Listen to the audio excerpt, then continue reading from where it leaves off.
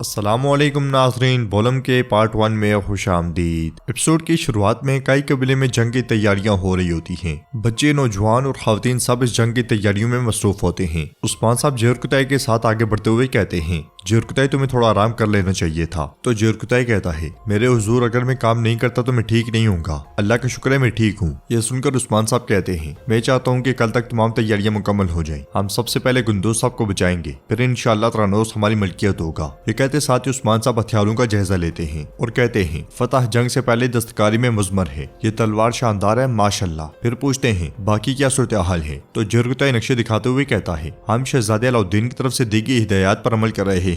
नक्शों के बाद उस्मान साहब एक घोड़ा गाड़ी को देखते हैं तो जेरकुताई उन्हें बताता है कि इन नालियों में हम बारूद भरेंगे। यह सुनकर उस्मान साहब कहते हैं, हम इस तरह काफरों को त्रानोस में तबाह कर देंगे और ये इमरान का सर हमारे पास लाएगा, लेकिन पहले हम सरहदी बाजार जाएंगे, हम अलजैतों का सोनो और एलची लेंगे और वहाँ से हम इमरान के पास जाएंगे और उसे बदले में गुंदोज साहब लेंगे। इसलिए मैं आइकुत वहाँ पे आकर कहता है, सिपाही जंग के लिए तैयार हैं, मेहमद साहब रास्ते में हमारे साथ शामिल होंगे। इसके साथ ही उस्मान साहब सिपाहियों के साथ आगे बढ़ जाते हैं। सरहदी बाजार में कुफार हिफाजती इक़दाम कर रहे होते हैं। कार्डिनल बिन्यामीन के साथ आगे बढ़ते हुए कहता है, उस्मान पर भरोसा करके इमरान तैगर ने सब कुछ बर्बाद कर दिया। ये बाजार सलीबियों की करारगाह बनने जा रहा था। अगर उस्मान ने हम पर हमला कर दिया तो ये हमारी कब्र बनेगा। तो बिन्यामीन कहता है, डरे मत कार्डिनल, हम तैयारी कर रहे हैं। अगर उस्मान ने हम पर हमला किया तो वो मरेगा। बाला खातून, गोंचा और अलाउद्दीन छुपकर बाजार का मुआयना कर रहे होते हैं। हिफाजती इक़दाम देखकर गोंचा कहती है, इमरान ने अपने तमाम सिपाहियों को बाजार में जमा किया, उन्होंने दाखिली रास्ते को मजबूत किया है, दरवाजे के ऊपर माहिर तीरंदाज हैं। तो अलाउद्दीन कहता है, सरहदी बाजार को लेना मुश्किल होगा, है ना?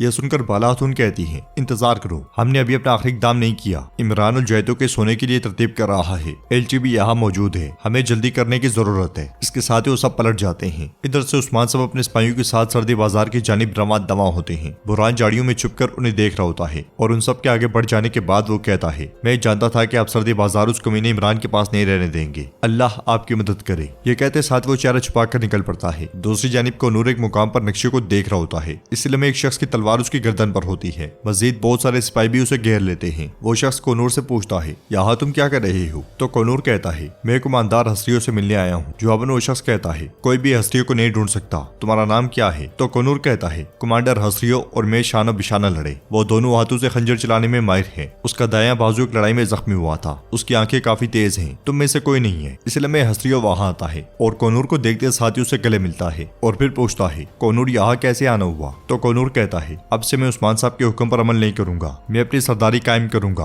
और अपनी जंग खुद लड़ूंगा। ये सुनकर हस्तियों कहता है, ठीक है भाई जाओ करो। तो मुझसे क्या चाहते हो? कोनूर कहता है, भूखा घोड़ा ज्यादा देर तक नहीं चल सकता, अकेला सिपाही भी जीत नहीं सकता, अब से तुम मेरे पीछे खड़े होगे पुराने दिनों की तरह। मगर हस्तियों कहता है, पुराने दिन चले गए कोनूर, आले सुलझों का ब्याह नहीं है, हम सिर्फ रोजी के लिए काम करते हैं, जाओ और किसी और को तलाश करो। ये कहते साथ ही हस्तियों जाने के लिए आगे बढ़ता है। तो कोनूर कहता है, बताओ मुझे, क्या तुम्हें गजा नहीं चाहिए? तुम जिंदा तो हो लेकिन तुम अपना असल मकसद भूल गए हो। मैं तुम्हें बताऊंगा क्या करना है और ये तुम्हें पसंद आएगा। मैं तुम्हें सोना दूंगा और थोड़ा भी नहीं बल्कि बहुत ज्यादा, उलजैतो खान का सोना, अलहानियों का सोना। यह सुनकर हस्तियों सोच में पड़ जाता है। उधर जंगल में अलाउद्दीन और गोंचा बाला खातून के पास आते हैं। अलाउद्दीन कहता है, अम्मा बाबा के आने से पहले हम आपसे बात करना चाहते हैं। लड़ाई के दौरान इस बारे में बात करना ठीक नहीं होगा, लेकिन हम मजीद इंतजार नहीं कर सकते। मैंने और गोंचा ने फैसला किया है, हम शादी करना चाहते हैं। गोंचा खातून काई की बेटी बनना चाहती हैं। यह सुनकर बाला खातून कहती हैं, क्या तुम जानते हो इसका अंजाम क्या होगा? और गोंचा का जानदार ओगलों से रिश्ता हो गया है। तो गोंचा कहती है, जी हाँ हम सब कुछ जानते हैं, लेकिन हमारा फैसला अटल है, अगर आप हमें इजाजत दे तो हम शादी करना चाहते हैं। अलाउद्दीन कहता है, जब हमारा फरीजा मुकम्मल हो जाएगा तो मैं बाबा से बात करूंगा, क्या आप हमारा साथ देंगी माँ? बाला खातून के जवाब देने से पहले उस्मान साहब वहाँ पहुँचते हैं। मेहमद भी उनके साथ होता है। बाला खातून बिना कोई जवाब दिए आगे बढ़ जाती है और घोड़े से उतरने के बाद उस्मान साहब बाला खातून से पूछते हैं, सरहदी बाजार की क्या सूरत हाल है बाला? तो बाला खातून कहती है, इमरान ने एहतियाती तदबीर इख्तियार की है, लेकिन हमारे खिलाफ वो फतेयाब नहीं हो सकता इंशाअल्लाह। तो उस्मान साहब कहते हैं, यानी कि वक्त आ गया है। क्योमास को नजरें चुराते हुए देखकर मेहमद कहता है, क्योमास पीछे मत खड़े हो, अच्छी तरह सुनो। उस्मान साहब मस्जिद कहते हैं, हम सरहदी बाजार वापस लेने जा रहे हैं। फिर बाला खातून जमीन पर नक्शा बनाते हुए कहती हैं, उन्होंने दरवाजों को मजबूत किया है, बाजार में उन्होंने बहुत सी रुकावटें खड़ी की हैं। फिर अलाउद्दीन कहता है, सिपाही मुसलसल हिफाजत कर रहे हैं। जवाबन उस्मान साहब कहते हैं, मतलब वो तुर्कों की तरह उसका दिफा कर रहे हैं, लेकिन हम उन पर बाज़ंतीनियों की तरह हमला करेंगे। मेहमद पूछता है, उस्मान साहब आपके दिमाग में क्या है? तो उस्मान साहब कहते हैं, हम उन पर वहां से हमला करेंगे जहां से उन्हें गुमान भी नहीं नहीं होगा। जेर कुतई, तमाम सिपाहियों को इकट्ठा करो, अब हम सरहदी बाजार का मुहासरा करने जा रहे हैं। अलाउद्दीन, गोंजा और बाजियान, आप पीछे से आहिस्ता आहिस्ता अंदर जाएंगे। जब हम आगे से हमला करेंगे तो आप पीछे से हमला करेंगे। कार्डिनल और एलची जब हम उन पर हमला करेंगे तो वो भागने शुरू कर देंगे और आपको होशियार रहना होगा। हम उन्हें जल्दी पकड़ने की कोशिश करेंगे। जंग मुबारक हो। इसके साथ ही वो सब वहां से रवाना हो जाते हैं। नाज़रीन, इसके बाद हम देखते हैं ओरहान एलचम के साथ अतरानोस का खुफिया रास्ता देख रहा होता है, जहाँ वे बाज़ंतीनी सिपाही मुसलसल हरकत कर रहे होते हैं। सिपाही ओरहान से कहता है, काफी वक्त हो गया है लेकिन हम अब भी यहाँ फंसे हुए हैं। तो ओरहान कहता है, हमें एहतियात से काम लेना होगा। अगर उन्होंने हमें देख लिया तो वो जान जाएंगे कि हम पोशीदा रास्ते के बारे में जानते हैं, लेकिन हम उनकी यहाँ से निकलने का इंतजार नहीं करेंगे। ओगोस हसन को भी जाकर बता दो। ये सुनते साथ ही ओगोस चला जाता है और एलचम खातून को उदास देखकर ओरहान कहता है, आप उदास ना हो, हम आपके बाबा को सही सलामत यहाँ से निकाल लेंगे। तो एलचम खातून कहती है, मेरे बाबा मेरे सामने थे लेकिन मैं कुछ नहीं कर सकी। ओरहान कहता है, अगर हम पहले गुंदूज साहब को बचाने के लिए कुछ करते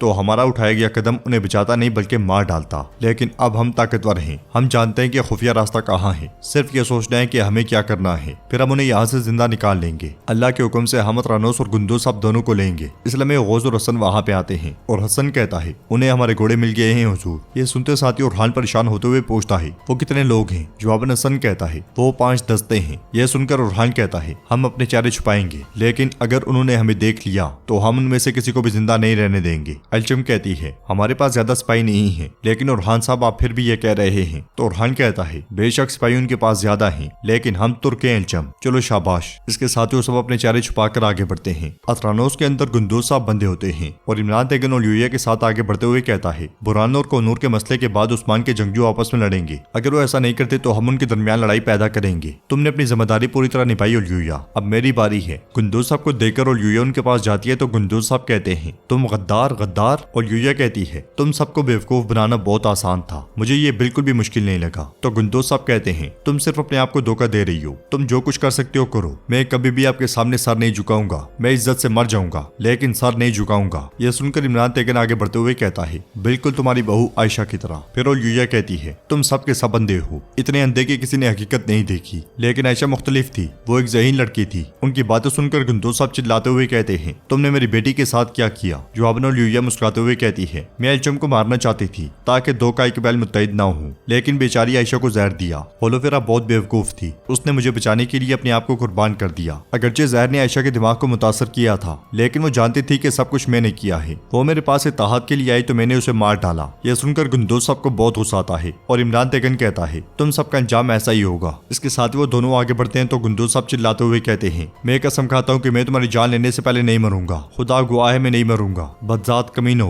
तो नाज़रीन, इसके साथ ही बोलम का पार्ट 1 कंप्लीट होता है। अगर आपको वीडियो पसंद आए तो वीडियो को लाइक करें, चैनल को सब्सक्राइब करें और बेल आइकॉन पर लाजमी से क्लिक कर दें। इंशाल्लाह मिलते हैं नेक्स्ट वीडियो में, तब तक के लिए रखें अपना और अपनों का बहुत ज्यादा ख्याल। अल्लाह निगहबान।